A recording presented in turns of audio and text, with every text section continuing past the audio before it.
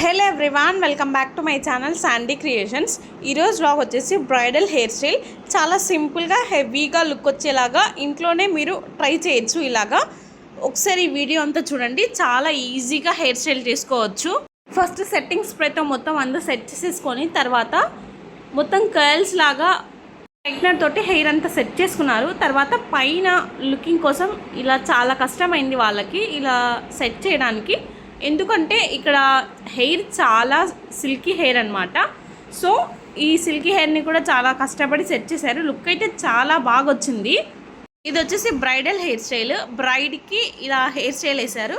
చాలా సింపుల్గా లుక్ అయితే చాలా గ్రాండ్గా వచ్చింది.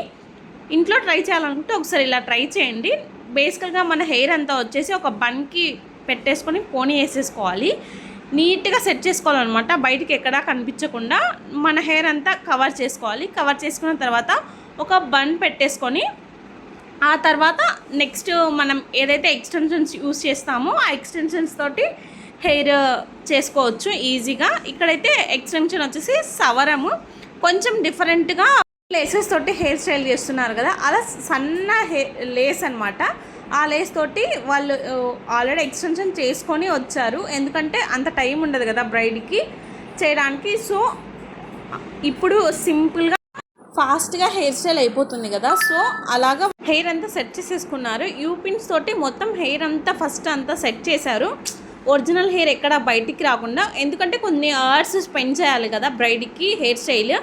సో ఎన్ని ఈవెంట్స్లో ఉన్నా కూడా బయటికి రాకుండా హెయిర్ నీట్గా సెట్ చేశారు. సెట్ చేసిన తర్వాత యూపిన్స్ తోటి పైన ఒక బన్ పెట్టారనమాట. ఆ బన్ పైన ఒక స్టోన్స్ క్లిప్ లాంటిది కాకుండా ఇప్పుడు సిల్క్ థ్రెడ్ బ్యాంగిల్ మెటీరియల్ చేసే వాళ్ళు చేస్తారు కదా, కింద ప్యాడ్ యూస్ చేసుకొని అలాగా ఒకటి చేయించుకుంది నా ఫ్రెండ్.